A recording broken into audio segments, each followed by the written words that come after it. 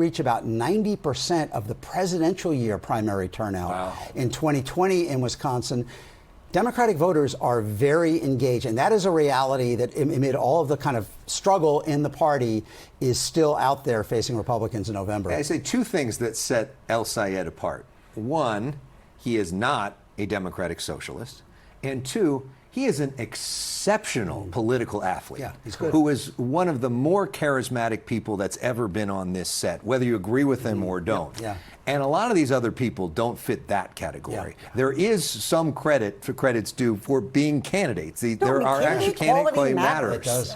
Candidate quality matters. And I think sometimes Democrats get too caught up in these labels, progressive, moderate. At the end of the day, it's not the only thing that matters, but candidate quality goes a long ways. I would rather have a really talented, charismatic, strong voice with thoughtful policy, with leadership, who's a little more progressive. I would take that any day over kind of a moderate dud. I think that is a trade-off. Now, I will say, I think here in Wisconsin, what we've got is two candidates, both of whom are progressive. One of them is a Democratic socialist, but these are both progressive candidates, and they are running against an election-denying Trump sycophant in Tom Tiffany. I think, this is not maybe the best example of the litmus test between progressive and moderate. I think the Michigan Senate race was a better example of that.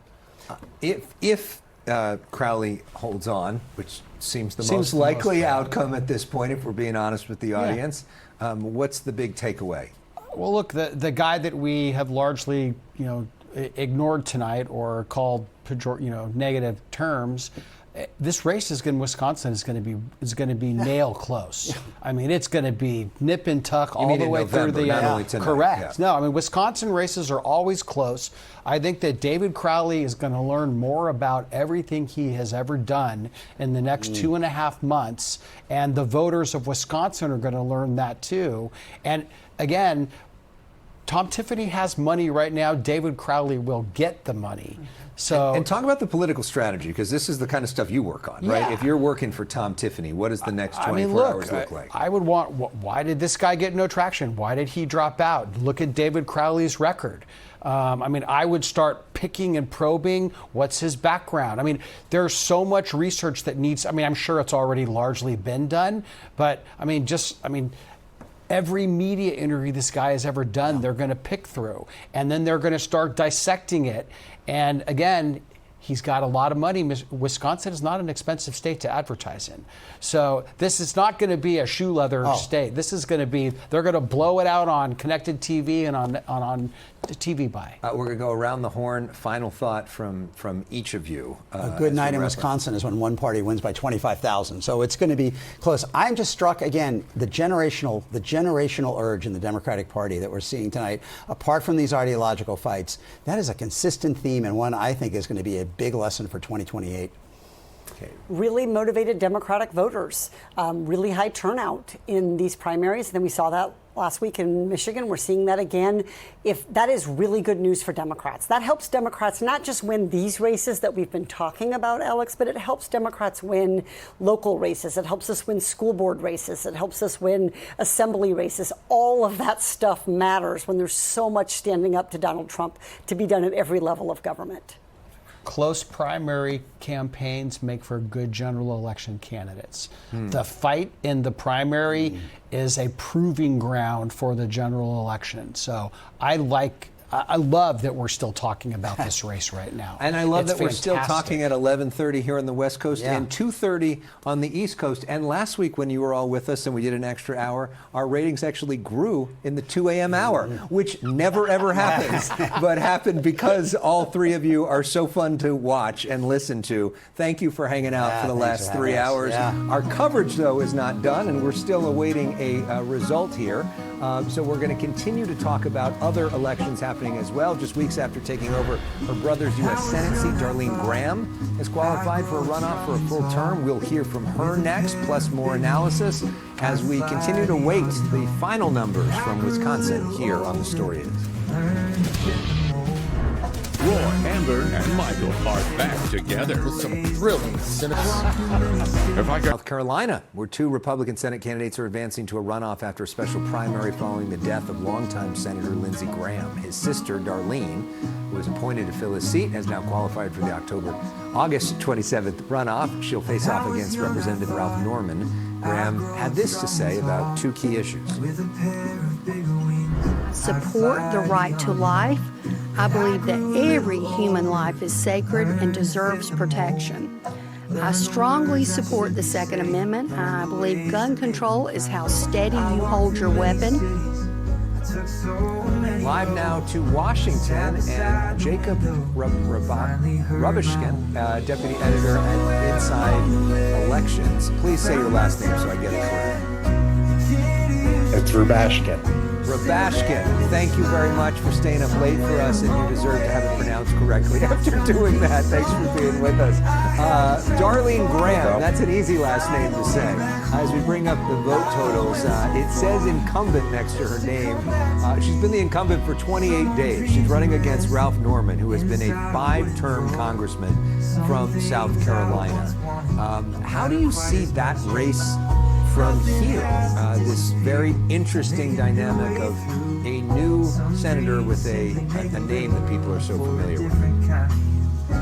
This has been a real whirlwind. We are basically a month to the day since Lindsey Graham passed away, and since Darlene, his younger sister, was appointed to this seat, and less than that since she became a real candidate for this race. A lot of people in the state and in D.C. didn't expect her to run in this election. So things are very fluid. They're moving very quickly. This is a real race, though. I think Ralph Norman was the most difficult opponent for Darlene Graham that she could have drawn in this very condensed 2-week runoff. I think either of these two could end up winning a Republican nomination and likely being the next senator from South Carolina.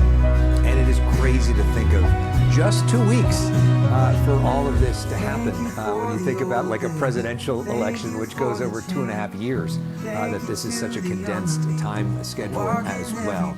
It's been a big night on a lot of different fronts. Wisconsin, Minnesota, we've seen elections around the country.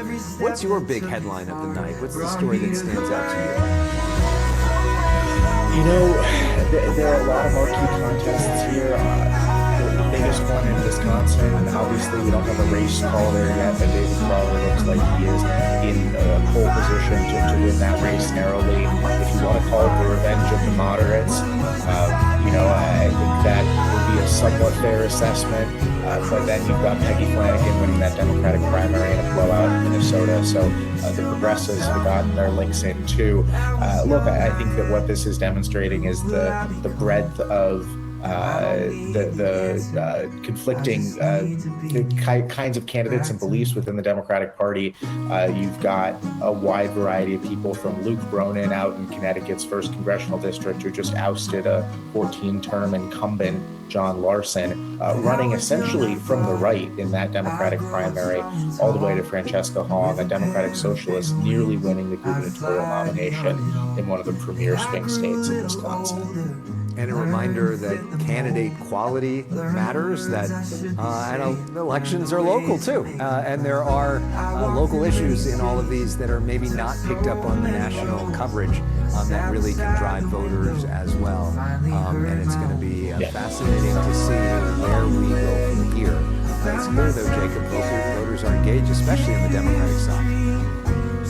Oh, absolutely. I mean, we heard this a little earlier. I think Ron was talking about the degree of primary voter turnout. We saw this in Michigan last week. Voter turnout was through the roof. This has been a consistent theme in Democratic primaries, certainly over the last couple of months. Democratic voters are fired up, and they're looking for candidates who are reflecting that fire back at them. When you look at a candidate like Peggy Flanagan in Minnesota, who got up there in her victory speech tonight and said, we need to tear ICE apart, I think those were her words, and remove them from our communities, especially in Minnesota, but in Michigan, Dr. El Sayed there in that primary, voters are looking for candidates who are reflecting their anger and frustration back at them. Whether they're moderate or more progressive, I think, is a secondary concern to whether voters think that they're up for the fight. Jacob staying up late with us to share his insights and his artwork. Nice Nicely done. Definitely. Thanks so much. Thanks, for being with us. We continue to follow what's happening in Wisconsin. Up next, Stephen Olikara, who ran for Senate there, really knows what's happening on the ground. He's been in touch with everybody there. He'll be back with us. We know why you've put off your best smile. The time, the cost, the anxiety. That's why Aspen Dental is changing how dentistry is done, with technology to make care comfortable and flexible hours to fit your life, all at an affordable price. New patients without insurance get an exam and x-rays for just $29. Not waiting for tomorrow. That's the Aspen Dental difference. Aspen Dental. It's time to smile again. Oh, gum problems! You need new Parodontax Gum Strengthen and Protect with hyaluronic acid. It strengthens the gum seal for long-lasting gum protection. The gum experts. Itch, scratch, itch. Stop the itch sanity with Cortisone 10 for bug bites, poison ivy, and other itches. It works fast and lasts for hours. Cortisone 10. And for itch relief that cools on contact, try our new Bug Bite Relief Stick today. Today, business happens virtually everywhere. That's why you need Supermobile from T-Mobile. The best plan on the best network. A first-of-its-kind plan that lets you run your business from your phone like never before. In moments of high demand,